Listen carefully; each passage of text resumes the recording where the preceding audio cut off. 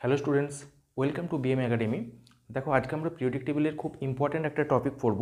সেটা হচ্ছে periodic properties, অর্থাৎ পর্যায়গত ধর্ম। তাহলে প্রথমে আমাদেরকে জানতে হবে যে এই পর্যায়গত ধর্ম কাদের বলা হয়, বা কোন কোন ধর্মগুলোকে আমরা পর্যায়গত ধর্ম বলতে পারি। তো প্রথমেই দেখো, যে সমস্ত ধর্মগুলো আমাদের পর্যায় বা শ্রেণী বরাবর একটা নির্দিষ্ট মান অনুযায়ী বাড়বে বা কমবে, সেগুলোকে আমরা বলবো জেনারেলি পিরিয়ডিক প্রপার্টিজ। অর্থাৎ সেগুলো হয় পর্যায় বরাবর বাড়বে, না হলে কমবে, এবং শ্রেণী বরাবরও হয় বাড়বে না হলে কমবে, অর্থাৎ একটা ট্রেন্ড ফলো করবে। তখন সেগুলোকে আমরা বলতে পারবো পর্যায়বৃত্ত ধর্ম। পর্যায়বৃত্ত ধর্মের মধ্যে মেন যে ধর্মগুলো রয়েছে, সব থেকে প্রথমেই আমাদের রয়েছে অ্যাটমিক রেডিয়াস। খুব ইম্পর্ট্যান্ট একটা টপিক, এবং এই টপিকটা সম্পর্কে আজকে আমরা আলোচনা করব। এর মধ্যেই ঢুকে থাকবে আয়নিক রেডিয়াস, এবং 2 নম্বর যে টপিকটা রয়েছে সেটা হচ্ছে আয়োনাইজেশন এনার্জি, যেটাকে আমরা সংক্ষেপে আইই দ্বারা প্রকাশ করতে পারি। 3 নম্বরে রয়েছে ইলেকট্রন অ্যাফিনিটি। 4 নম্বরে রয়েছে ইলেকট্রোনেগেটিভিটি বা তড়িৎ ঋণাত্মকতা, এবং তারপরে আরও কতগুলো প্রপার্টি আমরা পড়ব, যেমন জারণ সংখ্যা, বিজারণ সংখ্যা, এবং জারণ ধর্ম, বিজারণ ধর্ম। এই টপিকগুলো সম্পর্কে আমরা আলোচনা করব। ধাতব ধর্ম, অধাতব ধর্ম, ক্ষারকীয়তা ধর্ম এবং অ্যাসিড ধর্ম, এগুলো সম্পর্কে ধীরে ধীরে আলোচনা হবে।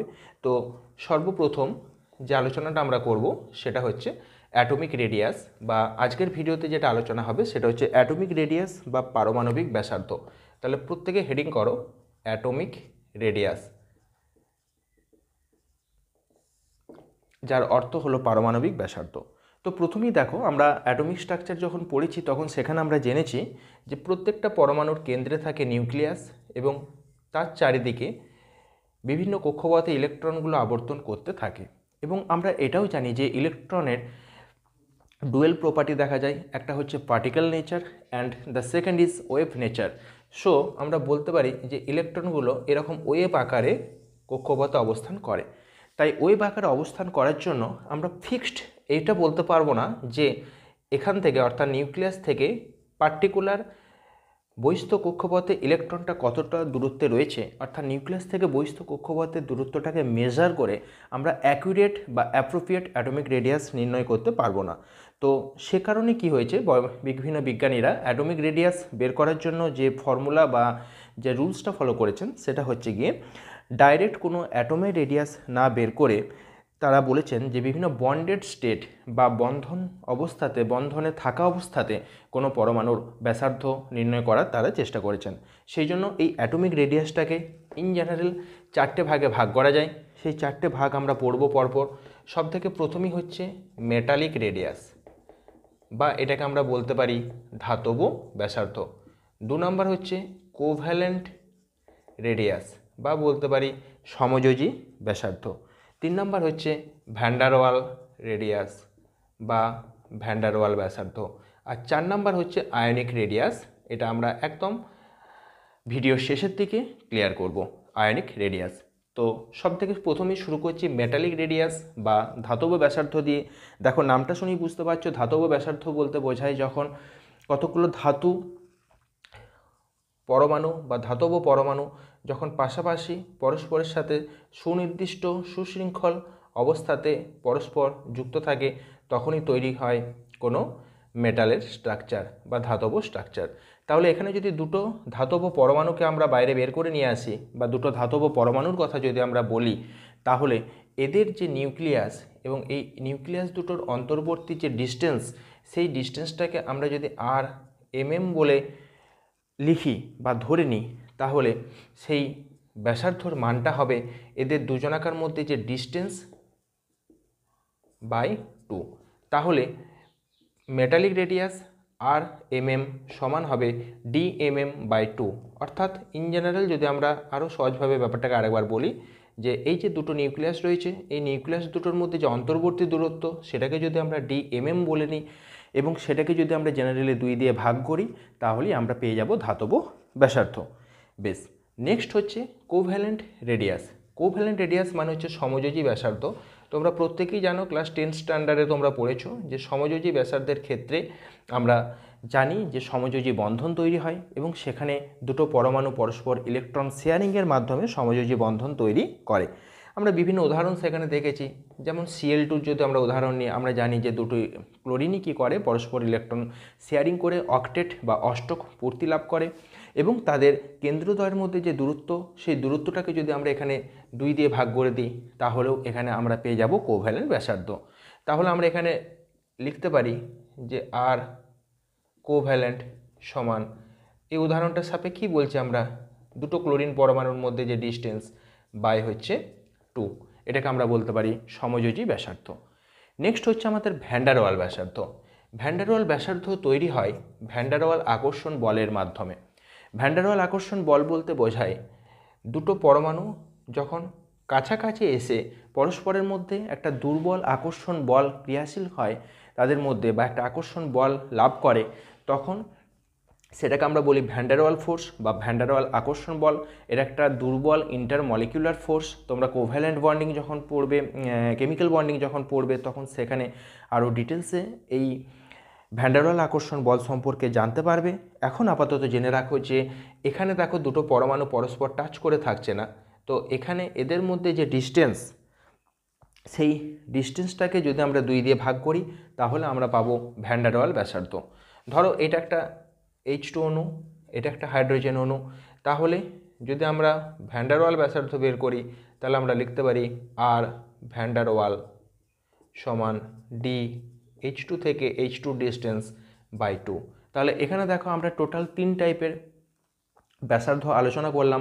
একটা হচ্ছে মেটালিক রেডিয়াস বা ধাতব ব্যাসার্ধ, দ্বিতীয়টা হচ্ছে সমযোজী ব্যাসার্ধ, 3 নম্বর হচ্ছে ভ্যান ডার ওয়াল ব্যাসার্ধ।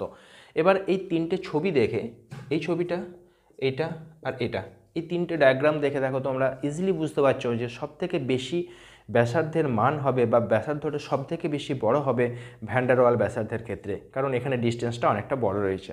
এর থেকে একটু কম হবে মেটালিকের ক্ষেত্রে। দেখো এখানে দুটো পরমাণু জাস্ট টাচ করে রয়েছে, কোনো রকম ওভারল্যাপ হয়নি। আর এখানে দেখতে পাচ্ছ যে সমযোজী ব্যাসার্ধের ক্ষেত্রে আমাদের ওভারল্যাপ রয়েছে, অর্থাৎ এখানে দুটো পরমাণু নিউক্লিয়াসের মধ্যে যে ডিস্টেন্স, সেই ডিস্টেন্সটা জেনারেলি কী হবে, এদের দুটোর তুলনায় কম হবে।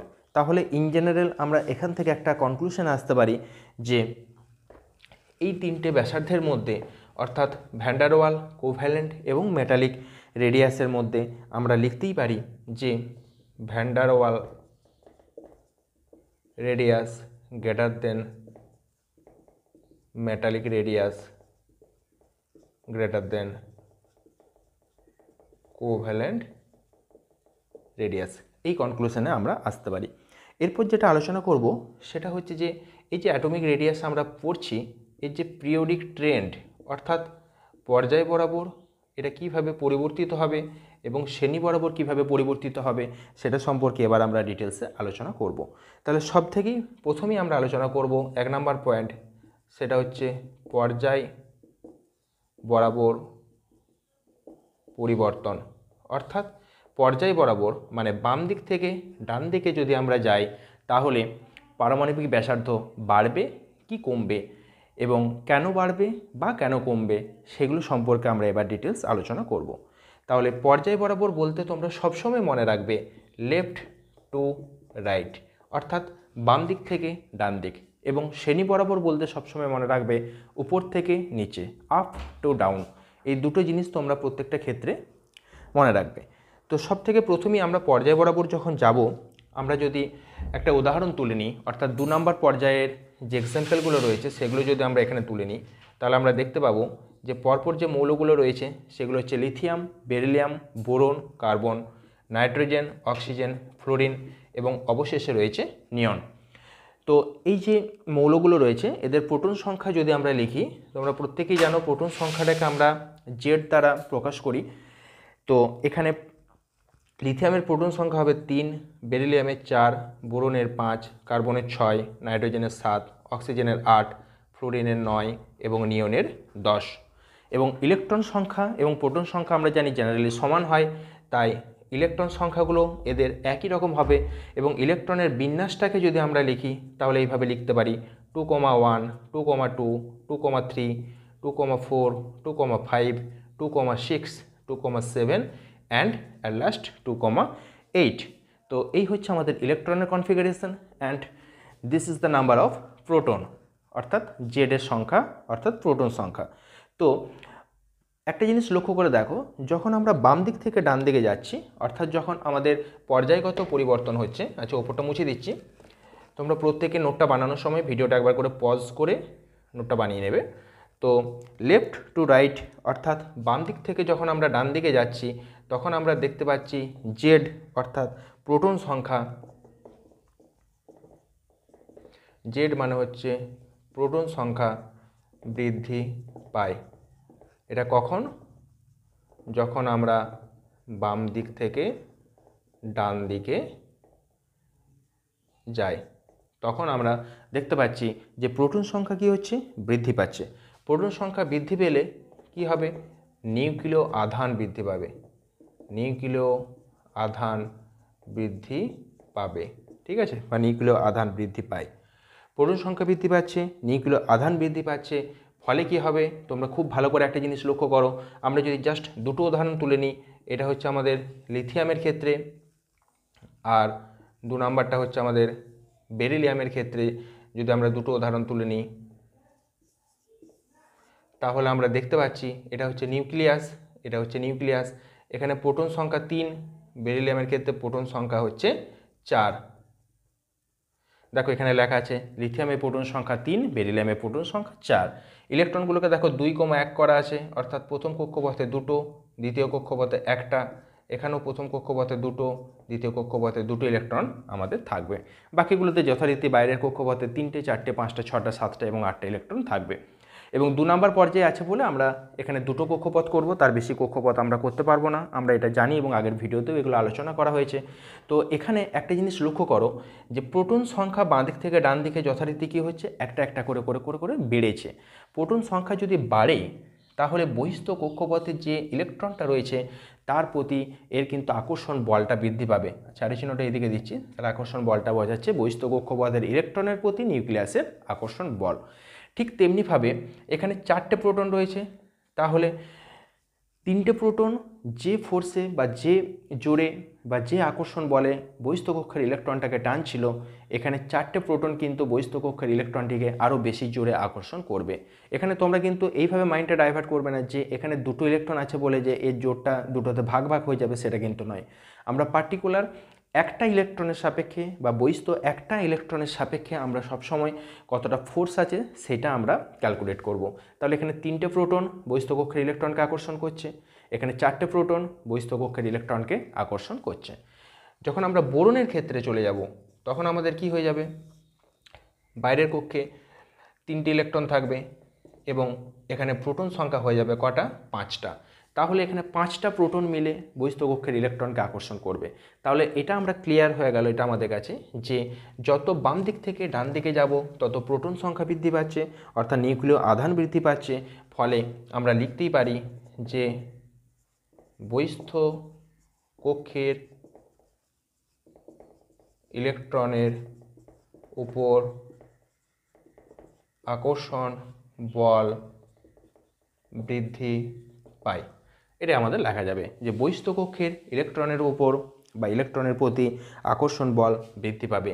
এবার তোমরা একটা জিনিস দেখো, যত আকর্ষণ বল বৃদ্ধি পাবে প্রোটনগুলো ইলেকট্রনগুলোকে নিজের কাছে নিয়ে আসতে চাইবে এবং ইলেকট্রনগুলো যত প্রোটনের কাছাকাছি চলে আসবে অর্থাৎ নিউক্লিয়াসের কাছাকাছি চলে আসবে তখন অটোমেটিক্যালি পারমাণবিক ব্যাসার্ধ হ্রাস পাবে। তাহলে আমরা এখানে লিখতে পারি অ্যাটমিক রেডিয়াস বা পারমাণবিক ব্যাসার্ধ হ্রাস পায়। তাহলে পর্যায় বরাবর যে কনক্লুশন আমরা পেলাম বা যে ধারণাতে আমরা আসতে পারলাম সেটা হচ্ছে যত বাম দিক থেকে ডান দিকে যাব তত পারমাণবিক ব্যাসার্ধ হ্রাস পাবে। কারণ হিসেবে আমরা বলবো বাম দিক থেকে ডান দিকে গেলে প্রোটন সংখ্যা বাড়ছে, ফলে নিউক্লিয় আধান বৃদ্ধি পাচ্ছে, ফলে বহিস্থ কক্ষের ইলেকট্রনের প্রতি নিউক্লিয়াসের যে আকর্ষণ বল সেই আকর্ষণ বলটা বৃদ্ধি পাচ্ছে, ফলে পারমাণবিক ব্যাসার্ধ কী হয়ে যাবে? অটোমেটিক্যালি হ্রাস পাবে। তাহলে এখানটাতে আমরা লিখতে পারি যে বহিস্থ কক্ষের ইলেকট্রনের ওপর কার আকর্ষণ বল বৃদ্ধি পাচ্ছে? নিউক্লিয়াসের আকর্ষণ বল বৃদ্ধি পাচ্ছে। তাহলে এখানে লিখে রাখো নিউক্লিয়াসের আকর্ষণ বল বৃদ্ধি পায়। তাহলে আমাদের যে জেনারেল ট্রেন্ডটা সেটা এরকম হওয়া উচিত যে lithium beryllium beryllium boron carbon nitrogen oxygen fluorine নিয়ন, অর্থাৎ বাম দিক থেকে ডান দিকে যত আমরা এগোবো বা যাব, তত আমাদের পারমাণবিক ব্যাসার্ধের যে মান, সেই মানটা হ্রাস পাবে এবং ধীরে ধীরে ধীরে ধীরে ধীরে ধীরে মানটা কমবে। কিন্তু এইখানে একটা এক্সেপশন দেখা যায় যে পিরিয়ডিক ট্রেন্ডটা বা পর্যায়গত যে ধর্মগুলো সেটা হচ্ছে, বা পারমাণবিক ব্যাসার্ধের যে ক্রমটা, সেটা হচ্ছে কি আমাদের বাঁ দিক থেকে ডান দিকে লিথিয়াম থেকে ফ্লোরিন অবধি তো এটাই থাকে, কিন্তু নিয়নে যেয়ে পরে এই রুলসটা আর ফলো হয় না।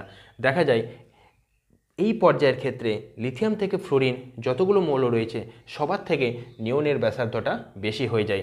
অর্থাৎ এর অ্যাকচুয়াল যে অর্ডারটা হয়, সেই অর্ডারটা হয় এরকম: প্রথমেই চলে আসে নিয়ন, অর্থাৎ নিয়নের ব্যাসার্ধ সব থেকে বেশি, তারপর আমাদের যে পিরিয়ডিক ট্রেনটা রয়েছে অ্যাটমিক রেডিয়াসের জন্য, সেই রেডিয়াসের ট্রেনটা ফলো হয়। এখন প্রশ্ন হচ্ছে যে নিউনের তো সব থেকে কম হওয়ার কথা ছিল, কারণ ও সবার শেষে আছে এবং ওর প্রোটন সংখ্যা সব থেকে বেশি, ওর 10টা প্রোটন আছে, তাহলে 10টা প্রোটন মিলে ইলেকট্রনগুলোকে আকর্ষণ করার ক্ষমতা সব থেকে বেশি হওয়ার কথা, বহিস্থকক্ষের ইলেকট্রনকে আকর্ষণ করার ক্ষমতা, তাহলে ওর ব্যাসার্ধ সব থেকে কম হওয়ার কথা, কিন্তু আলটিমেট দেখা যাচ্ছে যে ওর ব্যাসার্ধ সব থেকে বেশি হয়ে যাচ্ছে। তার কারণটা হচ্ছে যে এই লিথিয়াম থেকে ফ্লোরিন এদের প্রত্যেকের ক্ষেত্রে যে ব্যাসার্ধটা লক্ষ্য করা যায়, সেই লক্ষ্যটা সেটা হচ্ছে গিয়ে কোভ্যালেন্ট রেডিয়াস, কোভ্যালেন্ট রেডিয়াস, বা আমরা বলতে পারি সমযোজী ব্যাসার্ধ। কিন্তু নিয়নের ক্ষেত্রে যেহেতু এটা নোবেল গ্যাস, তাই এরা Ne2 আকারে অবস্থান করতে পারে না। কেমিক্যাল বন্ডিং যখন পড়ব তখন বন্ড অর্ডারের থ্রু দিয়ে আমরা এটা আবার জানবো যে Ne2 এর বাস্তবে কোনো অস্তিত্ব নেই। অর্থাৎ নিয়ন কীরকমভাবে থাকে, এরা সিঙ্গেল পরমাণু হিসেবে থাকে, তাই এদের ক্ষেত্রে দুটো নিয়ন কাছাকাছি আসতে পারে কিন্তু পরস্পর যুক্ত হয়ে কোনো সমযোজী বন্ধন তৈরি করতে পারে না। তাই নিয়নের ক্ষেত্রে আমাদের যে ব্যাসার্ধটা পাওয়া যাবে সেটা ভ্যান্ডার ওয়াল ব্যাসার্ধ। অর্থাৎ নিয়নের ক্ষেত্রে আমাদের যে রেডিয়াসটা পাওয়া গেল সেটা হচ্ছে আমাদের ভ্যান্ডার ওয়াল রেডিয়াস। এবং একটু আগেই আমরা আলোচনা করলাম যে van der wall radius is always greater than covalent radius, অর্থাৎ ভ্যান্ডার ওয়াল ব্যাসার্ধের মান সর্বদা কোভ্যালেন্ট রেডিয়াসের থেকে বেশি হবে। তাই এখানে আমাদের নিয়নটা যতই শেষে থাকুক না কেন, যেহেতু নিয়ন ভ্যান্ডার ওয়াল আকর্ষণের মাধ্যমে পরস্পরের কাছে আসে এবং এর ক্ষেত্রে যে রেডিয়াসটা পাওয়া যায় বা অ্যাটমিক যে রেডিয়াসটা পাওয়া যায়, সেই রেডিয়াসটা কোভ্যালেন্ট নয়, ভ্যান্ডার ওয়াল রেডিয়াস, সেই জন্য নিয়নের ব্যাসার্ধটা হবে সব থেকে বড়। ঠিক একই রকমভাবে যে কোনো পর্যায়ে তোমরা যখন বাঁ দিক থেকে ডান দিকে যাবে, তখন শেষে যে নোবেল গ্যাসটা থাকবে সেই নোবেল গ্যাসটা প্রথমে চলে আসবে, তারপরে বাকি মৌলগুলো এই ট্রেন্ডটা ফলো করবে। তো প্রথমটার ক্ষেত্রেও আমরা বলতে পারি ইন জেনারেল একই রকমভাবে যে হিলিয়ামের মানটা কার থেকে বেশি হবে, হাইড্রোজেনের থেকে বেশি হবে, অর্থাৎ হিলিয়ামের ব্যাসার্ধ হাইড্রোজেনের থেকে বেশি হবে। তো এই অর্ডারটা খুব ভালো করে খেয়াল রাখবে যে পর্যায় বরাবর পারমাণবিক ব্যাসার্ধ ধীরে ধীরে হ্রাস পাচ্ছে এবং আলটিমেট শেষে যেয়ে কিন্তু ব্যাসার্ধটা বেড়ে যাচ্ছে এবং এমনভাবে বাড়ছে যে সেই পর্যায়ের যতগুলো মৌল আছে তাদের সবার থেকে কিন্তু তার ব্যাসার্ধটা বড় হয়ে যাচ্ছে। আরেকটি জিনিস এখানে খেয়াল রাখবে, সেটা হচ্ছে যে পর্যায় বরাবর যখন পারমাণবিক ব্যাসার্ধ হ্রাস পাচ্ছে, ঠিক আছে হ্রাস পাচ্ছে তো ঠিকই আছে, কিন্তু এখানে হ্রাসের যে মান, সেই মানটা কিন্তু অত্যন্ত পরিমাণ কম হয়। তার কারণ এখানে তো আর নতুন কোনো কক্ষপথ আসছে না বা নতুন কোনো কক্ষপথ ইলেকট্রন অ্যাড হচ্ছে না। এখানে যেটুকু ব্যাসার্ধ কমছে সেটা হচ্ছে গিয়ে শুধুমাত্র আকর্ষণ বলের জন্য। তাই এখানে ব্যাসার্ধ কমছে তো ঠিক কথাই, কিন্তু কমার যে পরিমাণটা, সেই পরিমাণটা থাকে খুবই কম, অর্থাৎ খুব অল্প অল্প পরিমাণে কমতে থাকে, বিরাট কিছু একটা হারে কিন্তু কমতে থাকে না। আরেকটা এক্সেপশন আমরা এরপর পড়ব, সেটা হচ্ছে ডি ব্লক এক্সেপশন। অর্থাৎ ডি ব্লকের ক্ষেত্রে আমাদের একটা ব্যতিক্রম রয়েছে, সেই ব্যতিক্রমটা এবার আমরা আলোচনা করব। দেখো ডি ব্লক যে মৌলগুলো রয়েছে সেটা হচ্ছে গ্রুপ 3 থেকে 12, অর্থাৎ গ্রুপ 3 থেকে 12 অবধি যে মৌলগুলো, সেগুলোকে আমরা ডি ব্লক মৌল বলে থাকি। এগুলো হচ্ছে scandium, titanium, vanadium 21, 22, 23, chromium, manganese 24, 25, iron, cobalt, nickel 26, 27, 28, copper, zinc 29, 30। তো 21 থেকে 30 পর্যন্ত যে মৌলগুলোর কথা আমরা বললাম, এখানে দেখা যায় যে 21, 22 এবং 23 পর্যন্ত পারমাণবিক ব্যাসার্ধ বা অ্যাটমিক রেডিয়াস কি হয়, ধীরে ধীরে কমে, অর্থাৎ ডিক্রিজ হতে থাকে। তারপরে এই ক্রোমিয়াম থেকে শুরু করে আমাদের কোবাল্ট পর্যন্ত, অর্থাৎ পরের যে চারটে রয়েছে সেখানে দেখা যায়, অর্থাৎ 24, 25, 26, 27 এদের ক্ষেত্রে অ্যাটমিক রেডিয়াস দেখা যায় একই রকম থাকে। এবং শেষের দিকটাতে অর্থাৎ 28, 29, 30 এদের ক্ষেত্রে দেখা যায় অ্যাটমিক রেডিয়াস ক্রমশ বাড়ে। কেন এই ঘটনাটা ঘটছে? অ্যাটমিক রেডিয়াস তো বাঁ দিক থেকে ডান দিকে ক্রমশ কমার কথা, তাহলে ডি ব্লকের ক্ষেত্রে এরকম এক্সেপশনটা দেখা যাচ্ছে। তার কারণটা কি? তার কারণ হচ্ছে যে একদম প্রথম দিকে আমরা জানি যে ডি অরবিটালে টোটাল ইলেকট্রন থাকতে পারে কটা? 5টা। তাহলে এখানে তো কটা ইলেকট্রন থাকবে? একটা ইলেকট্রন থাকবে। টাইটেনিয়ামের ক্ষেত্রে 2টো থাকবে এবং ভ্যানাডিয়ামের ক্ষেত্রে 3টে থাকবে। প্রথম দিকটাতে দেখা যায় যে এখানে ইলেকট্রনের সংখ্যা কি হচ্ছে? বহিস্থ কক্ষপথে কম থাকছে, ফলে ইলেকট্রন রিপালশনটা কি হচ্ছে? কম থাকছে। ফলে যখন আমাদের এই নিউক্লিয় আধান বৃদ্ধি পাচ্ছে বা প্রোটন সংখ্যা বৃদ্ধি পাচ্ছে, তারা জেনারেলি কী করছে? বহিস্থ কক্ষের ইলেকট্রনগুলোকে জোরে আকর্ষণ করছে। আকর্ষণ করার ফলে আমাদের পারমাণবিক ব্যাসার্ধ হ্রাস পাচ্ছে, তাই আমাদের এখানটাতে অ্যাটমিক রেডিয়াস কমছে। তাহলে অ্যাটমিক রেডিয়াস কমছে আমাদের এই রুলস ফলো করে কমছে। এবং এখানে তার সাথে আরেকটা জিনিস যেটা লিখতে হবে, সেটা হচ্ছে এখানে ইলেকট্রন সংখ্যা কম থাকার জন্য ইলেকট্রন যে বিকর্ষণ বা রিপালশন সেটা কম হচ্ছে। অর্থাৎ ইলেকট্রন রিপালশন বা বিকর্ষণ কম। ইলেকট্রন বিকর্ষণটা কি থাকছে? আমাদের এখানে কম থাকছে। যখন আমরা এখানে চলে আসব তখন কি হচ্ছে দেখো, দুটো এফেক্ট একই রকমভাবে কাজ করছে এবং দুটো এফেক্ট হচ্ছে অপোজিট এফেক্ট। অর্থাৎ এখানে প্রোটন সংখ্যা বাড়ছে, অর্থাৎ এই প্রোটন সংখ্যাটা কী করছে? অ্যাটমিক রেডিয়াসটাকে কমানোর চেষ্টা করছে। আর ইলেকট্রন সংখ্যা আমাদের আবার বেড়ে গেছে অনেকটা করে, কারণ এখানে ইলেকট্রন সংখ্যা বহিস্থ কক্ষপথে 4টে, 5টা, 6টা, 7টা করে হয়ে গেছে। তখন সেই কারণে এই যে ইলেকট্রন সংখ্যাগুলো বহিস্থ কক্ষপথে বেড়ে যাওয়ার ফলে তারা আবার কী করছে? অ্যাটমিক রেডিয়াসটাকে বাড়ানোর চেষ্টা করছে। তাহলে প্রোটন বেড়ে যাওয়ার ফলে অ্যাটমিক রেডিয়াস কমানোর চেষ্টা করছে, ইলেকট্রন বেড়ে যাওয়ার ফলে অ্যাটমিক রেডিয়াসটাকে বাড়ানোর চেষ্টা করছে। এবং দুটো এফেক্ট সেম এবং অপোজিট হওয়ার জন্য এখানে অ্যাটমিক রেডিয়াসের মান কনস্ট্যান্ট থেকে যায়, অর্থাৎ বাড়েও না কমেও না। শেষে কি হচ্ছে? আমাদের প্রোটন সংখ্যা বাড়ছে, ঠিক আছে, এটা আমাদের অ্যাটমিক রেডিয়াসটাকে কমানোর চেষ্টা করে, কিন্তু এখানে ইলেকট্রন সংখ্যা এতটাই বেড়ে যায় যে ইলেকট্রন সংখ্যা বেড়ে যাওয়ার জন্য ইলেকট্রন রিপালশন কাজ করে, ফলে অ্যাটমিক রেডিয়াস বেড়ে যায়। এবং আলটিমেট দেখা যায় যে এফেক্টটা দেখা যায়, সেখানে দেখা যায় এই প্রোটন যতটা না কমানোর চেষ্টা করছে বা কমাতে পারছে, ইলেকট্রন রিপালশন তার থেকে মাত্রাতিরিক্তভাবে বেশি হওয়ার জন্য এখানে অ্যাটমিক রেডিয়াসটাকে কী করছে? আস্তে আস্তে কমানোর পরিবর্তে বাড়িয়ে তুলছে। ঠিক আছে, অর্থাৎ এখানে ডোমিনেটিং ফ্যাক্টর হচ্ছে ইলেকট্রন রিপালশন। এখানে কোনোটাই ডোমিনেটিং ফ্যাক্টর নয়, এখানে দুটোই সমান মাপের, সেই জন্য অ্যাটমিক রেডিয়াস একই থাকছে।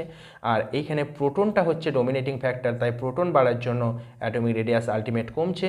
ইলেকট্রন সংখ্যা এখানে এমনিতেই কম আছে, সেই জন্য ইলেকট্রনটা এখানে কোনো ডোমিনেটিং ফ্যাক্টর নয়। অর্থাৎ এখানে আমাদের আগের যে রুলস পড়লাম সেই অনুযায়ী কাজ হচ্ছে। এখানটাতে দুটো সমান এফেক্ট হয়ে যাচ্ছে এবং আলটিমেট শেষে দেখা যাচ্ছে ইলেকট্রন রিপালশন বেশি হওয়ার জন্য আমাদের ব্যাসার্ধের মানটা আস্তে আস্তে বাড়তে থাকছে। এরপর আমরা এর ভ্যালুগুলো লিখে নেব। ভ্যালুগুলো লিখে নিলে আমাদের কাছে ক্লিয়ার হয়ে যাবে যে আলটিমেট কীভাবে এই জিনিসটা কমছে এবং সেখান থেকে আমরা একটা অর্ডারে চলে আসবো।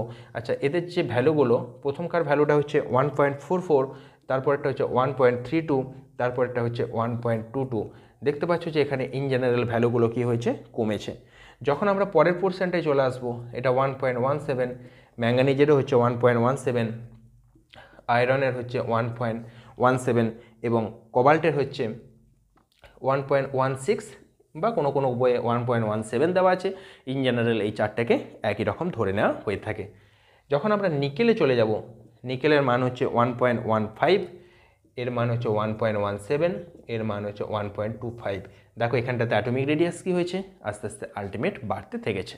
এই 1.16 আর এই 1.15টাকে ইন জেনারেল বেশিরভাগ বইয়ে কোথাও এরকম লেখা আছে, কোথাও 1.17 করেই চালিয়ে দিয়েছে। তো এখান থেকে আমাদের যে অ্যাকচুয়াল অর্ডারটা চলে আসবে, দেখো সব থেকে বেশি তো হচ্ছে স্ক্যান্ডিয়াম, এটাই হওয়ার কথা। তার থেকে হচ্ছে টাইটেনিয়াম, এটাই হওয়ার কথা। তার থেকে কম হওয়া দরকার ভ্যানাডিয়াম, কিন্তু এখানে লক্ষ্য করে দেখো জিঙ্কের মানটা 1.25 হয়ে বেড়ে গেছে এবং সেটা ভ্যানাডিয়ামের আগে চলে আসবে। তাহলে এইখানটাতে অর্ডারটা আমাদের চেঞ্জ হয়ে গেল, যে স্ক্যান্ডিয়াম, তার থেকে একটু কম হচ্ছে টাইটেনিয়াম, তারপরে ঢুকে যাবে জিঙ্ক, তারপর ঢুকে যাবে আমাদের ভ্যানাডিয়াম। ভ্যানাডিয়ামের পরে আমাদের ক্রোমিয়াম, ক্রোমিয়ামের সাথে আমাদের ম্যাঙ্গানিজ সমান, ম্যাঙ্গানিজের সাথে আমাদের আয়রন সমান। এবং আয়রনের সাথে যদি ভ্যালুগুলোকে কম্পেয়ার করি, দেখো পারফেক্টলি যদি কম্পেয়ার করি তাহলে দেখো এখানে আমাদের কপারটা সমান হয়ে যাচ্ছে, কারণ এই তিনটে হচ্ছে 1.17 এবং কপারের মানটা হচ্ছে 1.17। তাহলে chromium, manganese, iron, copper, cobalt নয় কিন্তু, এই চারটে হচ্ছে সমান। এখান থেকে যদি আমরা লিখি, এরপর থেকে কম হচ্ছে 1.17-এর থেকে কম হচ্ছে 1.16 অর্থাৎ কোবাল্ট, এবং সব থেকে কম হচ্ছে নিকেল। বেশিরভাগ বুক এটাই ফলো করেছে এবং আলটিমেট তোমরা এই অর্ডারটাই খেয়াল রাখবে। পরীক্ষাতে ডাইরেক্ট প্রশ্ন আসতে পারে, জয়েন্টে প্রশ্ন আসতে পারে যে এখানে স্ক্যান্ডিয়াম থেকে নিকেল পর্যন্ত এই যে মৌলগুলোর নাম লিখলাম অ্যাটমিক রেডিয়াস অনুযায়ী এদের ব্যাসার্ধের যে ক্রমটা হবে, অর্থাৎ কীভাবে এটা বাড়বে না কমবে, সেই জিনিসটা তোমরা এখান থেকে এই অর্ডারটা মনে রাখলে ইজিলি ব্যাপারটাকে করতে পারবে। শুধুমাত্র খেয়াল রাখবে যে স্ক্যান্ডিয়াম টাইটেনিয়ামের পরেই কী চলে আসবে, জিঙ্ক চলে আসবে। বেশ, আচ্ছা, এরপর আমরা যেটা আলোচনা করব সেটা হচ্ছে শ্রেণী বরাবর, অর্থাৎ টপ টু বটম কীরকম পারমাণবিক ব্যাসার্ধের ক্রম হবে সেটা আমরা আলোচনা করব। তাহলে পর্যায় বরাবর আলোচনা শেষ হলো। পর্যায় বরাবর আমরা এক্সেপশন দেখতে পেলাম। এক হচ্ছে গিয়ে নোবেল গ্যাসগুলোর ক্ষেত্রে ভ্যান্ডারওয়াল ব্যাসার্ধ বেশি হওয়ার জন্য ওদের দেখতে পেলাম যে অ্যাটমিক রেডিয়াসের মান বেড়ে যাচ্ছে। আর একটা ডি ব্লকের ক্ষেত্রে এক্সেপশন পেলাম, সেটা হচ্ছে পিরিয়ড বরাবর বা পর্যায়গত বরাবর। এরপর শ্রেণী বরাবর, অর্থাৎ আমরা যদি টপ টু ডাউন আমরা যদি নিচে দিকে নামি তাহলে আমরা দেখতে পাবো যে কিভাবে এর পরিবর্তন হচ্ছে। তো আমরা একটা উদাহরণ নিলাম, লিথিয়াম, সোডিয়াম, পটাশিয়াম, ধরো এই শ্রেণীটার কথা বলছে, অর্থাৎ 1 নম্বর শ্রেণীর কথা বলছি। তোমরা প্রত্যেকেই জানো যে এর বাইরের কক্ষপথে ইলেকট্রন হচ্ছে একটা, অর্থাৎ এর দুটো কক্ষপথ 2,1, সোডিয়ামের 11টা ইলেকট্রন এবং পটাশিয়ামের ক্ষেত্রে 19টা ইলেকট্রন। এবং আমরা প্রত্যেক ক্ষেত্রে দেখতে পাচ্ছি যে এর কক্ষপথের সংখ্যা 2টো, এর কক্ষপথের সংখ্যা 3টে, এর কক্ষপথের সংখ্যা হচ্ছে 4টে। অর্থাৎ লিথিয়ামের ক্ষেত্রে যদি আমাদের এটা নিউক্লিয়াস হয় এবং এর বাইরে কক্ষপথের সংখ্যা হবে বা নিউক্লিয়াসের চারিদিকে আবর্তনরতকারী কক্ষপথের সংখ্যা হবে কটা, 2টো। ঠিক তেমনিভাবে সোডিয়ামটার ক্ষেত্রে আমাদের কক্ষপথের সংখ্যা হবে 3টে, পটাশিয়ামের ক্ষেত্রে আমাদের কক্ষপথের সংখ্যা হবে 4টে। অর্থাৎ যত আমরা ওপর থেকে নিচের দিকে যাচ্ছি তত আমরা দেখতে পাচ্ছি যে এক একটা করে কক্ষপথের সংখ্যা বাড়ছে, এবং যত কক্ষপথের সংখ্যা বাড়বে তত অটোমেটিক্যালি নিউক্লিয়াস থেকে বহিস্থ কক্ষের ইলেকট্রনের যে ডিস্টেন্স, সেই ডিস্টেন্সটা বেড়ে যাবে। এটা তো প্রত্যেকেই বলতে পারবে এবং খুব ইজি একটা ব্যাপার। তাহলে যদি ডিস্টেন্স বেড়ে যায় তাহলে ব্যাসার্ধের মান তো বাড়বেই। তাহলে আমরা দেখতে পাচ্ছি যে শ্রেণী বরাবর যখন উপর থেকে নিচের দিকে আসবে তখন আমাদের পারমাণবিক ব্যাসার্ধের মানটা কী হবে, বাড়বে। তাহলে এখানে তোমরা লিখতে পারবে যে শ্রেণী বরাবর, অর্থাৎ ওপর থেকে নিচের দিকে, অর্থাৎ ওপর থেকে নিচে আমরা লিখতেই পারি যে কক্ষপথের সংখ্যা বাড়বে। কি বাড়বে? কক্ষপথের সংখ্যা বাড়বে। তাহলে আমরা তার নিচে লিখতে পারি যে বহিস্থ কক্ষের ইলেকট্রন থেকে নিউক্লিয়াসের দূরত্ব বাড়বে।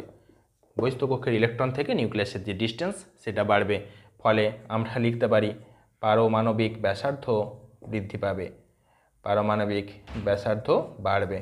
তাহলে এখান থেকে আমরা বলতে পারলাম যে যত উপর থেকে নিচের দিকে যাব তত কক্ষপথের সংখ্যা বাড়বে, ফলে বহিস্থ কক্ষের ইলেকট্রনের প্রতি যে নিউক্লিয়াসের ডিস্টেন্স সেটা বেড়ে যাবে, ফলে অটোমেটিক আকর্ষণ বলটাও কমে যাবে। বহিস্থ কক্ষের ইলেকট্রনের থেকে যে নিউক্লিয়াসের যে আকর্ষণ বল, সে আকর্ষণ বল কমে যাবে এবং জেনারেলি পারমাণবিক ব্যাসার্ধ বাড়বে।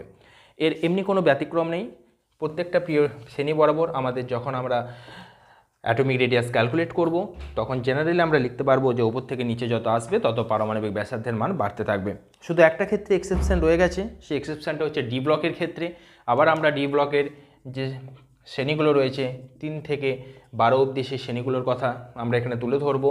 যেমন দেখো স্ক্যান্ডিয়াম 3 নম্বরে রয়েছে স্ক্যান্ডিয়াম, তার নিচে ইট্রিয়াম, তার নিচে আমাদের রয়েছে ল্যান্থানাইডস মৌলগুলো। তো এখানে রয়েছে টাইটেনিয়াম, জার্কোনিয়াম, হফনিয়াম। 5 নম্বরে রয়েছে ভ্যানাডিয়াম, নেবোলিয়াম, ট্যান্টালাম।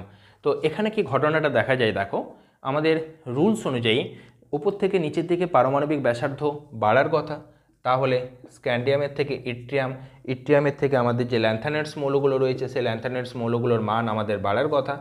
ঠিক তেমনিভাবে টাইটেনিয়াম, জার্কোনিয়াম, হফনিয়াম এটাও বাড়ার কথা, ভ্যানাডিয়াম, নেবোলিয়াম, ট্যান্টেলাম এটাও বাড়ার কথা।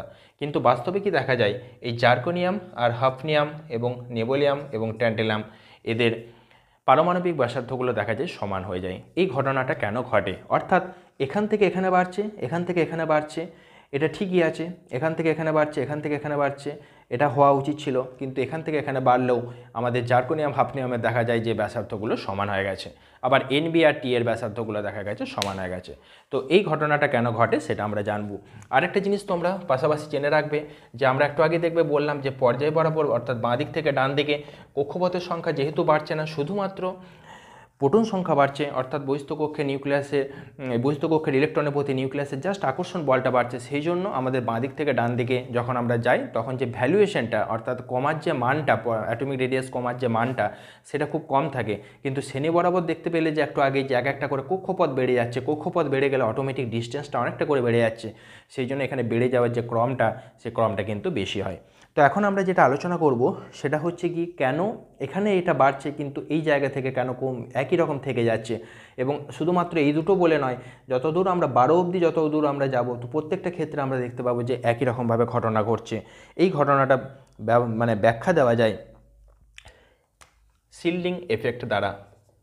তাহলে একটা নতুন এফেক্টের নাম আমরা শিখলাম, সেটা হচ্ছে শিল্ডিং এফেক্ট, বা এটাকে বলা হয়ে থাকে স্ক্রিনিং এফেক্ট। খুব ভালো করে ব্যাপারটা বোঝো, স্ক্রিনিং এফেক্ট। স্ক্রিনিং এফেক্ট যখন আমরা স্ক্যান্ডিয়াম ইট্রিয়ামের পরে যখন আমরা ল্যান্থানাইডসে ঢুকে যাচ্ছি, তখন এখানে তোমরা প্রত্যেকেই জানো যে ল্যান্থানাইডস যে মৌলের সংখ্যা সেটা হচ্ছে, আমরা ল্যান্থানামের পর থেকে যে মৌলগুলোকে সেগুলোকে ল্যান্থানাইডস বলা হয়, এবং 58 থেকে 71 অর্থাৎ এখানে 14টা মৌল থাকে। এবং এই 14টা মৌলের ক্ষেত্রে অর্থাৎ এই যে ল্যান্থানাইডসগুলো রয়েছে এদের ক্ষেত্রে যে ইলেকট্রনগুলো প্রবেশ করে একটা করে যে ইলেকট্রন প্রবেশ করে, সেই ইলেকট্রনগুলো প্রবেশ করে 4f সাবসেলে প্রবেশ করে, অর্থাৎ 4f উপকক্ষে ইলেকট্রনগুলো প্রবেশ করে। তো এখন ব্যাপার হচ্ছে যে এই যে 4f উপকক্ষটা এটা হচ্ছে গিয়ে ইনার ইলেকট্রন বা ইনার কক্ষপথ, এটাকে বলা হয়ে থাকে ইনার সাবসেল, অর্থাৎ এটা কিন্তু সর্ববহিস্থ কক্ষপথ নয়, এটা হচ্ছে অভ্যন্তরীণ কক্ষপথ, এর বাইরে কিন্তু আরও কক্ষপথ রয়েছে। তো এখন ব্যাপার হচ্ছে যে এদের কাজটা কি? এদের কাজটা হচ্ছে প্রত্যেকটা ক্ষেত্রে খেয়াল রাখবে, ধরো এটা নিউক্লিয়াস, এই নিউক্লিয়াসের চারিদিকে আমি মনে করি এরকম করে কক্ষপথগুলো এঁকেছি। তো এখন ব্যাপার হচ্ছে যে এই নিউক্লিয়াসটা সবসময় কী করবে, বহিস্থ কক্ষের ইলেকট্রনটাকে আকর্ষণ করবে। আচ্ছা, এই বহিস্থ কক্ষের ইলেকট্রনের আকর্ষণের উপর ভিত্তি করে আমরা কি করি, আমরা কোনো কিছুর পারমাণবিক ব্যাসার্ধ নির্ণয় করি। তো ইনার অরবিটাল বা ইনার সাবসেলের বা ইনার সেলের যে ইলেকট্রনগুলো থাকে তাদের কাজ হচ্ছে কি, এই বাইরের ইলেকট্রনটাকে ভেতরের নিউক্লিয়াস থেকে গার্ড করে রাখা বা স্ক্রিনিং করে রাখা। স্ক্রিন মানে হচ্ছে পর্দা। তোমরা জেনারেলি জানবে যে পর্দা সবসময় কিসের কাজে ব্যবহৃত হয়, কোনো কিছু গার্ড করার কাজে ব্যবহৃত হয়। তো এখানে কি ঘটনাটা ঘটে, যদি আমাদের এখানে এস অরবিটালে বা এস সেলে বা এস সাব সেলে ইলেকট্রন প্রবেশ করে, তাহলে ঘটনাটা কি হয় যে আমাদের স্ক্রিনিং বা পর্দার মানটা ভালো হয়, অর্থাৎ এস অরবিটাল ভালো রকমভাবে গার্ড করে রাখতে পারে বাইরের ইলেকট্রনটাকে, কিসের থেকে, ভেতরের নিউক্লিয়াসের থেকে। তাহলে স্ক্রিনিং এফেক্টের একটা অর্ডার তোমরা লিখে রাখতে পারো, যে অর্ডারটা হচ্ছে S greater than P greater than D greater than F. এর অর্ডারটা হচ্ছে S greater than P greater than D greater than F, অর্থাৎ এসের স্ক্রিনিং করার ক্ষমতা সবথেকে বেশি কার থেকে, পি এর তুলনায়, তা সেটা হচ্ছে ডি এর তুলনায় বেশি, ডি এর আবার এফ এর তুলনাতে বেশি। তাহলে এখানে যখন আমরা 58 থেকে 71 অবধি যাব, তখন আমরা দেখতে পাবো যে এফে ইলেকট্রনগুলো ক্রমশ প্রবেশ করতে থাকে, একটা একটা করে ইলেকট্রন কোথায় প্রবেশ করে, এফ অরবিটালে প্রবেশ করে। এবং এফ অরবিটালটা কীরকম অরবিটাল, ইনার অরবিটাল, বা এফ অরবিটালটা বা এফ সাবসেলটা কোথায় রয়েছে, ভেতরে রয়েছে, ঠিক আছে। এবং এই এফের স্ক্রিনিং এফেক্টটা খুব কম, অর্থাৎ এফ কোনো রকমভাবেই নিউক্লিয়াসকে বহিস্থ কক্ষের ইলেকট্রনের থেকে গার্ড করে রাখতে পারে না। গার্ড করে রাখতে না পারলে কি হবে, দেখো, ধরো এর সাথে এর যে আকর্ষণ বলটা, সেই আকর্ষণ বলটাকে যদি কেউ গার্ড করে দেয়, তাহলে আকর্ষণ বল কমে যাবে। কমে গেলে কি হবে, ব্যাসার্ধটা খুব একটা কমে আসবে না বা খুব একটা কমবে না। কিন্তু যদি এই গার্ড করে রাখার ক্ষমতাটা কমে যায়, অর্থাৎ মাঝখানে কোনো যদি লেয়ার না থাকে, তাহলে কি হবে, এর সাথে এর আকর্ষণ বলের মানটা কি হবে, অনেকটা বেড়ে যাবে। তাহলে আকর্ষণ বলের মানটা বেড়ে গেলে কি হবে, ব্যাসার্ধটা বেশি পরিমাণে কমে যাবে। এই যে ঘটনাটা, এই ঘটনাটার একটা নাম রয়েছে, এটাকে বলা হয়ে থাকে ল্যান্থানয়েড সংকোচন। খুব ইম্পর্ট্যান্ট একটা টপিক, তোমাদের যখন ডি ব্লক এফ ব্লক যখন তোমরা পরবর্তীকালে পড়বে তখন এই টপিকগুলো আবার সেখানে উঠে আসবে। তো এখানেও তোমরা এটা জেনে রাখো, এই ঘটনাটাকে বলা হয়ে থাকে ল্যান্থানয়েড সংকোচন। অর্থাৎ এই যে ল্যান্থানয়েড মৌলগুলো রয়েছে, অর্থাৎ 58 থেকে 71 পর্যন্ত যে মৌলগুলো, অর্থাৎ ল্যান্থানাম পরবর্তী যে মৌলগুলো, 58 হচ্ছে সিরিয়ামের কনফিগারেশন আর 71 হচ্ছে লুটেশিয়ামের কনফিগারেশন। অর্থাৎ এই সিরিয়াম থেকে লুটেশিয়াম যে 14টা মৌল রয়েছে যেগুলোকে ল্যান্থানয়েড মৌল বলা হয়, এদের ক্ষেত্রে ইলেকট্রনগুলো একটা একটা করে করে এফ ব্লকে প্রবেশ করে, অর্থাৎ এফ অরবিটালের মধ্যে প্রবেশ করে। এবং এফে প্রবেশ করার ফলে যেহেতু এফের স্ক্রিনিং এফেক্টের মান কম বা শিল্ডিং এফেক্টের মান কম, তাই সেখানে ইলেকট্রনগুলো কোনোভাবেই বহিস্থকক্ষের ইলেকট্রনকে নিউক্লিয়াসের থেকে আকর্ষণ বলটাকে কমাতে পারে না বা স্ক্রিন করতে পারে না বা পর্দার মাধ্যমে পৃথক করে মানটাকে কমাতে পারে না, আকর্ষণ বলটাকে কমাতে পারে না। ফলে এই জায়গাটাতে আকর্ষণ বলের মানটা অত্যন্ত পরিমাণ বেড়ে যায়। ফলে দেখা যায় যে ল্যান্থানয়েড যে মৌলগুলো রয়েছে তাদের ব্যাসার্ধ জেনারেলি কী হয়, অনেকটা পরিমাণ সংকুচিত হয়ে যায়। তাহলে এই জিনিসটাকে আমরা খুব সুন্দরভাবে একটা ছোট্ট নোটের আকারে লিখতে পারি যে এফের ক্ষেত্রে, অর্থাৎ এফ অরবিটালে যে ইলেকট্রনগুলো যখন প্রবেশ করে তখন আমাদের এফের যেহেতু পোর শিল্ডিং এফেক্ট রয়েছে বা স্ক্রিনিং এফেক্ট রয়েছে, শিল্ডিং এফেক্ট মানে হচ্ছে স্ক্রিনিং এফেক্ট, যেহেতু এফের শিল্ডিং এফেক্ট বা স্ক্রিনিং এফেক্টের মান কম, তাই আমরা লিখতে পারি যে ইট ক্যানট শিল্ড, মানে এটা আলাদা করতে পারে না ইলেকট্রনস ফ্রম নিউক্লিয়াস, অর্থাৎ এটা নিউক্লিয়াস থেকে ইলেকট্রনগুলোকে পৃথক করে রাখতে পারে না। ঠিক আছে, সো আউটারমোস্ট ইলেকট্রনস, অর্থাৎ বহিস্থ কক্ষের যে ইলেকট্রনসগুলো রয়েছে উইল বি মোর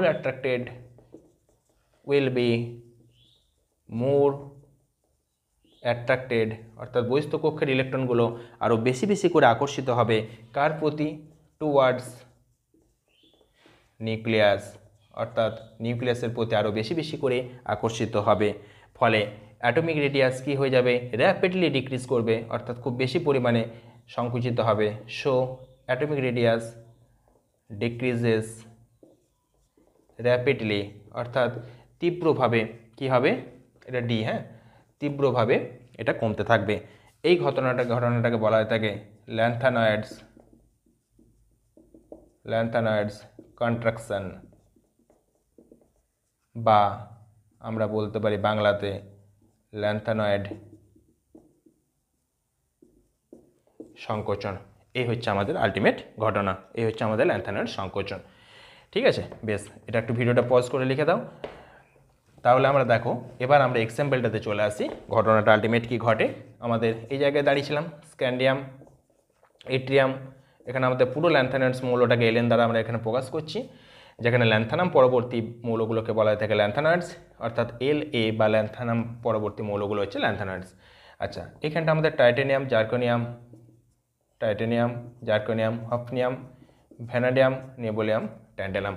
ঘটনাটা দেখো, এখানে আলটিমেট যে ঘটনাটা অ্যাকচুয়ালি এখানে ঘটে, ধরো আমরা এখানে একটা এক্সাম্পল দিচ্ছি এরকম করে, যে ধরো এর ব্যাসার্ধ হচ্ছে 120, এর 110, এর মনে করো 100, কারণ বাঁ দিক থেকে ডান দিকে খুব কম পরিমাণে কমে, এটা আমরা জেনারেলি জানি, এবং নিচে দিকে একটু বেশি করে বাড়ে। তাহলে আমি 120 থেকে 160-এ এলাম, 160-এর থেকে মনে করো 200-তে এলাম, এইভাবে এটা বাড়লো।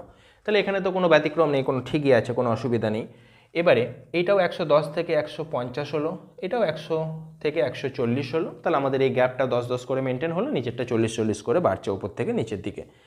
তো এখানটা তো তাহলে হিসেব মতো আমাদের 190-এর আশেপাশে হওয়া উচিত, কিন্তু বাস্তবে দেখা যায় এটা 150, এটা 140, এরকমই থেকে গেল। অর্থাৎ এর ভ্যালু দুটো সমান সমান হয়ে গেল, অ্যাটমিক রেডিয়াসগুলো সমান হয়ে গেল, এদের অ্যাটমিক রেডিয়াসগুলো কী হয়ে গেল, সমান হয়ে গেল।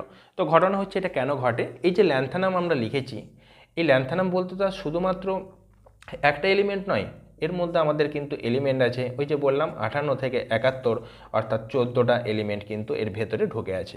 14টা এলিমেন্ট ঢুকে থাকার ফলে প্রত্যেকটা এলিমেন্টে এফ ব্লকের মধ্যে ইলেকট্রনগুলো প্রবেশ করছে, সেই এফ ব্লকের শিল্ডিং এফেক্ট বা স্ক্রিনিং এফেক্ট কম।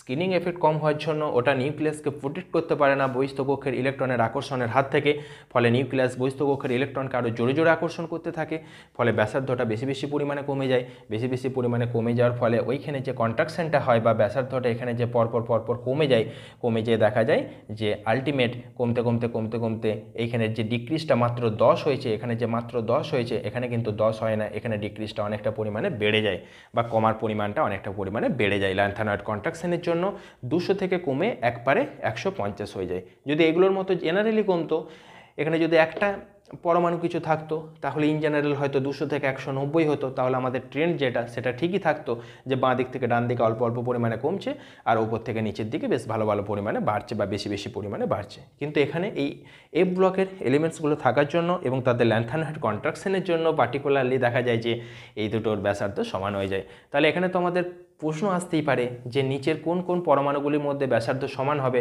হয়তো তোমাদের এই দুটো উদাহরণ তুলে দিল, হয়তো একটা উদাহরণ দিল ইট্রিয়াম, আর এখান থেকে ল্যান্থানাইডস মৌলের যে প্রথম যে মৌলটা একদম ঠিক আছে, যার পরবর্তী মৌলগুলোকে ল্যান্থানাইডস বলা হয়, ঠিক আছে, সেই ইট্রিয়াম আর একটা ল্যান্থানাইড দিয়ে দিল হয়তো, আচ্ছা দিয়ে দিল হয়তো জার্কোনিয়াম, হফনিয়াম, আর একটা হয়তো তোমাদের দিয়ে দিল পটাশিয়াম, ক্যালসিয়াম, আর একটা অপশান ধরো দিয়ে দিচ্ছি আমি সোডিয়াম, ম্যাগনেসিয়াম, এরকম 4খানা উদাহরণ হয়তো তুলে দিল, দিয়ে বললো যে কাদের ক্ষেত্রে ব্যাসার্ধের মানটা সমান হবে।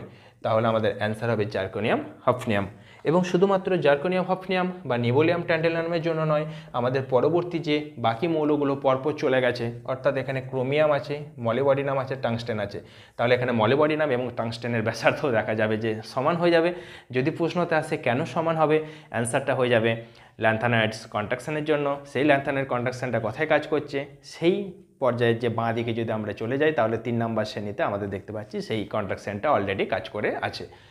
এরপরে ম্যাগনেসিয়াম, টেকনিসিয়াম, রেনিয়াম, এখানে টেকনিসিয়াম এবং রেনিয়ামের জন্য ব্যাসার্ধটা কী হয়ে যাবে, সমান হয়ে যাবে। এবং আপ টু এটা চলতে থাকবে, তোমরা পিরিয়ডিক টেবিলটা দেখে নেবে, জিঙ্ক, ক্যাডমিয়াম এবং মার্কারি আছে, জিঙ্ক, ক্যাডমিয়াম, সিডি এবং মার্কারি, এখানেও দেখা যাবে এদের ব্যাসার্ধের মানটা কী হয়ে যাচ্ছে, সমান হয়ে যাচ্ছে। অর্থাৎ পুরো ডি ব্লকটা 3 থেকে 12 পর্যন্ত আমাদের দেখা যায় যে যখন আমরা 4 নম্বর পর্যায়ে থাকি, এটা হচ্ছে 4 নম্বর পর্যায়, এটা 5 নম্বর পর্যায় এবং এটা হচ্ছে 6 নম্বর পর্যায়, তখন দেখা যায় যে 4 থেকে 5-এ যখন আসছি তখন ব্যাসার্ধের মানটা বাড়ে, কিন্তু 5 থেকে 6-এ দেখা যায় যে ব্যাসার্ধের মানটা কমে যাচ্ছে। কোথা থেকে শুরু হয় ওটা, এটা 3 নম্বর শ্রেণী আর এটা হচ্ছে 12 নম্বর শ্রেণী। 3 নম্বর শ্রেণীটা তো ঠিক আছে, এখানে কোনো ব্যতিক্রম দেখা যায় না, কিন্তু 4 নম্বর থেকে 12 নম্বর পর্যন্ত দেখা যায় যে এই 5 এবং 6 পর্যায়ে যে মৌলগুলো তাদের ব্যাসার্ধের মানটা কী হয়ে যাচ্ছে, সমান হয়ে যাচ্ছে। বেশ, এই জিনিসগুলো শুধুমাত্র খেয়াল রাখবে, ব্যতিক্রমটা খেয়াল রাখবে, খুব ইজি একটা জিনিস।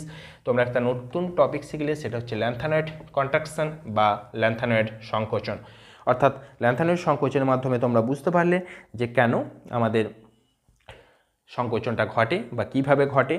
তার কারণটা হচ্ছে এফ ব্লকের স্ক্রিনিং এফেক্ট খুব কম। আরেকটা অর্ডার সবসময়ের জন্য মনে রেখে দেবে যে স্ক্রিনিং এফেক্টের অর্ডারটা হচ্ছে সবসময়ের জন্য খেয়াল রাখবে S greater than P greater than D greater than F. অর্থাৎ এস সব থেকে ভালো গার্ড করতে পারে, পি একটু কম পারে, ডি আর একটু কম পারে, এফ মোটেও ভালো পারে না। এরপর আমরা যেটা আলোচনা করব সেটা হচ্ছে last topic, today's last topic is ionic radius. Ionic radius বা আয়নীয় ব্যাসার্ধ। তো প্রত্যেকেই তোমরা জানো যে কোনো একটা অ্যাটম থেকে যখন আয়ন ফর্মেশন হয় তখন either it will be cation or it will be anion. So আমরা যদি এখন একটা মেটালের কথা ভাবি, সেটাকে আমরা যদি এম ধরে নিই বা যে কোনো একটা পরমাণুর কথা যদি আমরা এম ধরে নিই, তাহলে ওখান থেকে এম প্লাস তৈরি হবে যখন সেটা ইলেকট্রন বর্জন করবে, এবং যদি সেটা ইলেকট্রন গ্রহণ করে তাহলে সেটা এম মাইনাস তৈরি করবে। This is cation and this is anion. অর্থাৎ ক্যাটায়ন ফর্মেশন হয় ইলেকট্রন বর্জন করলে, অ্যান্ড অ্যানায়ন ফর্মেশন হয় ইলেকট্রন গ্রহণ করলে। তো আয়নিক রেডিয়াসের যে জেনারেল ক্রমটা বা ট্রেন্ডটা এটাও একই রকম, অর্থাৎ পর্যায় বরাবর কমবে এবং শ্রেণী বরাবর বাড়বে। ঠিক যেমনভাবে আমাদের অ্যাটমিক রেডিয়াস হয়েছে ঠিক সেরকমভাবে আমাদের এখানেও ঘটনাটা ঘটবে। এখন এখানে একটা প্রশ্ন আছে যে পার্টিকুলার কোনো একটা মেটালের কথা যদি আমরা ভাবি, ধরো এম মেটালটার কথা যদি আমরা ভাবি, এ ইলেকট্রন বর্জন করে এম প্লাসে পরিণত হয়েছে, আবার মনে করি ইলেকট্রন গ্রহণ করে এম মাইনাসে পরিণত হয়েছে, ঠিক আছে। তাহলে এটা হচ্ছে আমাদের পরমাণু, এটা ধাতু অধাতু যা খুশি হতে পারে, সেটা আমরা পার্টিকুলার বলছি না। এবার ইলেকট্রন বর্জন করলে যেটা তৈরি হবে সেটা হচ্ছে আমাদের ক্যাটায়ন, এবং ইলেকট্রন গ্রহণ করলে যেটা তৈরি হবে সেটা হচ্ছে আমাদের অ্যানায়ন। এই তিনটে জিনিস আমরা পেলাম কোনো একটা পার্টিকুলার পরমাণু, তার ক্যাটায়ন এবং অ্যানায়ন। প্রত্যেকটা ক্ষেত্রেই তোমরা একটা জিনিস লক্ষ্য করো যে তিনটে ক্ষেত্রেই আমাদের যে প্রোটন সংখ্যাটা, প্রোটন সংখ্যা কিন্তু আমাদের সেম থাকছে। অর্থাৎ এর যদি জেড হয় এরও জেড হবে, এরও জেড হবে। তার কারণ প্রোটন সংখ্যার কোনো রকম পরিবর্তন হচ্ছে না। আমরা দেখতে পাচ্ছি একবার ইলেকট্রন বর্জন করছে আর একবার ইলেকট্রন গ্রহণ করছে। তাহলে ইলেকট্রন সংখ্যাটা এখানে যদি এক্স হয় তাহলে এখানটাতে হয়ে যাবে x-1, এখানটাতে হয়ে যাবে x+1। অর্থাৎ এখানে ইলেকট্রন গ্রহণ করেছে, একটা বেড়ে গেছে ইলেকট্রন, এখানে বর্জন করেছে অর্থাৎ একটা ইলেকট্রন কমে গেছে। তাহলে একটা জিনিস লক্ষ্য করে দেখো, প্রত্যেকটা ক্ষেত্রেই আমাদের প্রোটন সংখ্যাগুলো হচ্ছে সমান, ইলেকট্রন সংখ্যার কম বেশি হয়েছে। এখন তোমরা খুব ভালো করেই জানো যে কোনো পার্টিকুলার পরমাণু বা আয়ন যাই হোক না কেন, সেখানে যদি প্রোটন সংখ্যা সেম থাকে আর ইলেকট্রন সংখ্যা যদি বেড়ে যায়, তাহলে ইলেকট্রন সংখ্যা বাড়া মানে সেখানে কিন্তু ইলেকট্রন একটা বিকর্ষণ বল কাজ করবে।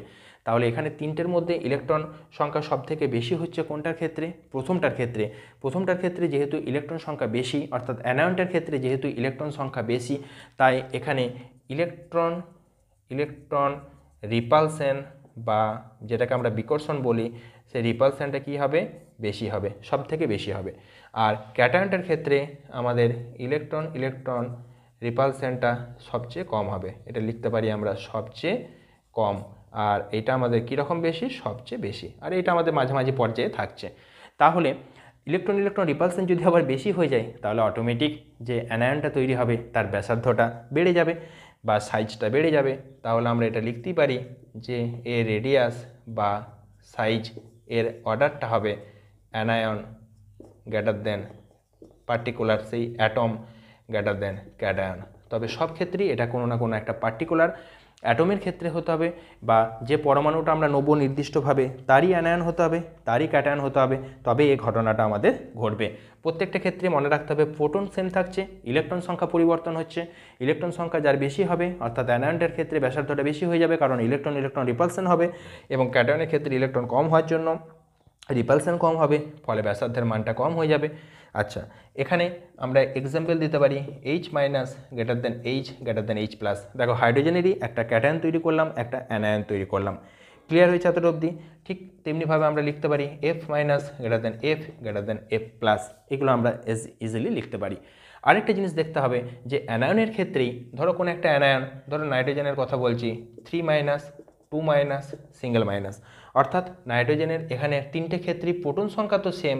আমরা জানি নাইট্রোজেনের প্রোটন সংখ্যা বা প্রাথমিক অবস্থাতে যে ইলেকট্রন সংখ্যাটা থাকে সেটা হচ্ছে 7, কিন্তু এখানে ইলেকট্রন আরও 3টে গ্রহণ করার ফলে এখানে ইলেকট্রন হয়ে গেছে 10, এখানে হয়ে গেছে 9, এখানে হয়ে গেছে 8, অর্থাৎ সাথে সাথে আরও 2 যুক্ত হয়েছে, সাথে সাথে আরও 1 যুক্ত হয়েছে। তাহলে প্রোটন সংখ্যা তো সবারই সমান, তাহলে প্রোটন সংখ্যা সমান মানে এখানে আকর্ষণ বলটা তো একই রকম হবে, ওটা বাদ দিচ্ছি। ইলেকট্রনগুলো সব থেকে বেশি হচ্ছে N3- ক্ষেত্রে, অর্থাৎ এই যে নাইট্রেট আয়নটা আমরা লিখেছি অর্থাৎ N3- এর ইলেকট্রন সংখ্যা বেশি হওয়ার জন্য যে রেডিয়াসের ক্রমটা হবে, সেই রেডিয়াসের ক্রমটা হবে N3- greater than N2- greater than N-, অর্থাৎ যেখানে ইলেকট্রন সংখ্যা সবচেয়ে বেশি তার ক্ষেত্রে ব্যাসার্ধের মান সবচেয়ে বেশি, কারণ সেখানে ইলেকট্রন রিপালশন সবচেয়ে বেশি। ঠিক তেমনিভাবে লেখা যেতে পারে O2- গ্রেটার দেন O-, অর্থাৎ এখানে ইলেকট্রন সংখ্যা বেশি আছে, এখানে ইলেকট্রন সংখ্যা কম আছে, প্রোটন সংখ্যা দুজনেরই সেম, সেই কারণে এর ব্যাসার্ধের মান কী হবে? বেশি হবে। তাহলে তোমরা যেটা শর্টে মনে রাখবে যে যখন কোনো পরমাণুর অ্যানায়ন তৈরি হবে তখন তার ব্যাসার্ধ বাড়বে, অ্যানায়নের চার্জ যত বাড়বে বা অ্যানায়নের নেগেটিভ আধান যত বাড়বে ব্যাসার্ধের মান তত বাড়তে থাকবে। নেক্সট আমরা আরেকটা টপিক আলোচনা করব, সেটা হচ্ছে আইসো ইলেকট্রনিক আয়ন। খুব important topic, very important topic, তোমরা ধরে রাখতে পারো, এখান থেকে একটা কোশ্চেন আসার সম্ভাবনা অত্যন্ত বেশি। তো আইসো ইলেকট্রনিক নামটা শুনিয়ে দেখতে পাচ্ছ, আইসো মানে হচ্ছে সেম বা একই, ইলেকট্রনিক মানে ইলেকট্রন, অর্থাৎ এখানে ইলেকট্রন সংখ্যাগুলো সমান থাকবে। আগেরটা ছিল প্রোটন সংখ্যা সমান, ওটাকে তোমরা আইসোপ্রোটনিক বলতে পারো। তো যাই হোক, এগুলোকে আমরা বলতে পারি আইসো ইলেকট্রনিক, ইলেকট্রন লিখবো না, স্পিসি লিখছি, ঠিক আছে? মানে ক্যাটায়ন অ্যানায়ন যাই হোক না কেন, আমাদের এখানে আইসো ইলেকট্রনিক স্পিসি লিখছি, ক্যাটায়ন বা অ্যানায়ন যাই হোক এখানে। এবার এই আইসো ইলেকট্রনগুলো কীভাবে তৈরি করতে হয় তার একটা রুলস আছে, দেখো আমি শেখাচ্ছি। দেখো সব থেকে প্রথমে আমরা একটা নোবেল গ্যাসকে নিয়ে নিলাম, নিয়ন। এই নোবেল গ্যাসটার প্রোটন সংখ্যা আমরা বাঁদিকে হেডিং করছি প্রোটন 10, ইলেকট্রন হচ্ছে 10, নিয়ন। তো আমরা প্রত্যেকেই জানো যে নিয়নের প্রোটন এবং ইলেকট্রন সমান সমান হয় এবং দুটোই হচ্ছে 10-10। এবার নিয়নের পরের কয়েকটা মৌল নিলাম, সোডিয়াম, ম্যাগনেসিয়াম, অ্যালুমিনিয়াম। আর নিয়নের আগের কয়েকটা নিয়ে নিচ্ছি, আমরা মনে করো নিলাম ফ্লোরিন, অক্সিজেন, নাইট্রোজেন অবধি নিলাম। বেশ, এই মৌলগুলো নেওয়ার পরে প্রত্যেকটা ক্ষেত্রে প্রোটন সংখ্যা দেখো 7, 8, 9, 10, 11, 12, 13 হয়েছে। ইলেকট্রন সংখ্যাও হয়ে যাবে 7, 8, 9, 10, 11, 12, 13। এবার যদি আমরা ইলেকট্রন সংখ্যাগুলো সবারই সমান করতে চাই, প্রত্যেকের মনে করি ইলেকট্রন সংখ্যা সমান করব, অর্থাৎ প্রত্যেকের আমরা 10 করব, প্রত্যেকের 10 মানে এই যে নোবেল গ্যাসটা রয়েছে এর সমান করব, ডান দিকেরগুলোরও সমান করব, বাঁ দিকেরগুলোরও সমান করব। তাহলে এখানে ভেবে দেখো, এখানে সোডিয়ামের ছিল কত? 11, তাহলে একটা ইলেকট্রন বেশি ছিল। তাহলে যদি আমরা 10 করতে চাই তাহলে একটা ইলেকট্রন কী করতে হবে? কমাতে হবে। তখন 10 করতে গেলে সোডিয়াম থাকবে না, হয়ে যাবে সোডিয়াম প্লাস, অর্থাৎ একটা ইলেকট্রন বর্জন করেছে। ইলেকট্রন বর্জন করলে আমরা জানি মাথাতে প্লাস চার্জ আসে, কারণ নেগেটিভ জিনিস বর্জন করলে মাথাতে ধনাত্মক চার্জ আসে। তাহলে Na প্লাস তৈরি হলো এটা। এখানে দেখো ছিল কত? 12, তাহলে 10 থেকে এটা ছিল 12 থেকে আমরা কত করতে চাইছি? 10-এ নিয়ে আসতে চাইছি ইলেকট্রন সংখ্যাটাকে, আমাদেরকে এটা করতে হবে Mg2+। ঠিক তেমনিভাবে অ্যালুমিনিয়ামটা করতে হবে অ্যালুমিনিয়াম 3+, অর্থাৎ এরা প্রত্যেকেই কী করলো? ইলেকট্রন বর্জন করলো। প্রত্যেকের ইলেকট্রন কটা করে হয়ে গেল? 10টা করে হয়ে গেল। ঠিক তেমনিভাবে ফ্লুরিনের কটা ইলেকট্রন আছে? 9টা। এটাকে যদি বাড়িয়ে 10 করতে হয় তাহলে F মাইনাস করতে হবে, অর্থাৎ একটা ইলেকট্রন গ্রহণ করতে হবে। অক্সিজেনের ক্ষেত্রে O2 মাইনাস করতে হবে এবং নাইট্রোজেনের ক্ষেত্রে N3 মাইনাস করতে হবে। অর্থাৎ বাঁ দিকটাতে আমরা দেখতে পাচ্ছি যে ইলেকট্রন সংখ্যার মানটা সমান করার জন্য আমাদের এখানে মাইনাস চার্জ আসছে, আর ডান দিকটাতে আমরা দেখতে পাচ্ছি যে ইলেকট্রন সংখ্যা সমান করার জন্য আমাদের এখানে প্লাস চার্জ আসছে।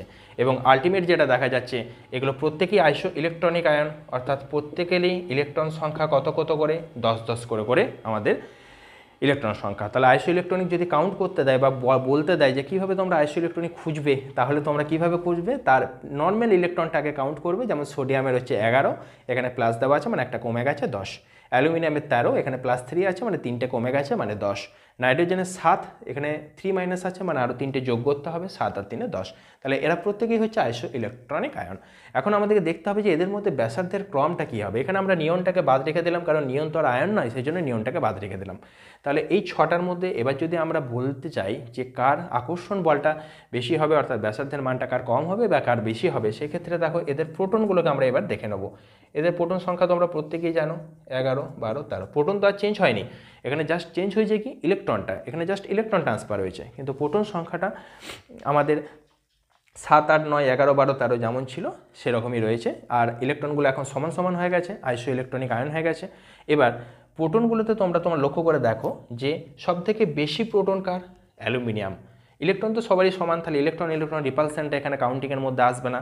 এখানে মেন ফ্যাক্টর হচ্ছে প্রোটন সংখ্যা, অর্থাৎ প্রোটন সংখ্যা যার বেশি হবে সেখানে নিউক্লিয় আধান বেশি হবে, ইলেকট্রনের প্রতি আকর্ষণ বল তার বেশি হবে এবং ব্যাসার্ধের মানটা সবথেকে কম হবে। তাহলে অ্যালুমিনিয়াম 3+-এর ক্ষেত্রে প্রোটন সংখ্যা সবচেয়ে বেশি, তাহলে এর ব্যাসার্ধের মান সবচেয়ে কম, এবং N3- ক্ষেত্রে প্রোটন সংখ্যা সবচেয়ে কম আছে, ওই জন্য এটা বহিস্থ কক্ষের ইলেকট্রনকে জোরে আকর্ষণ করতে পারবে না, ফলে এর ব্যাসার্ধের মানটা কি হয়ে যাবে? বেড়ে যাবে।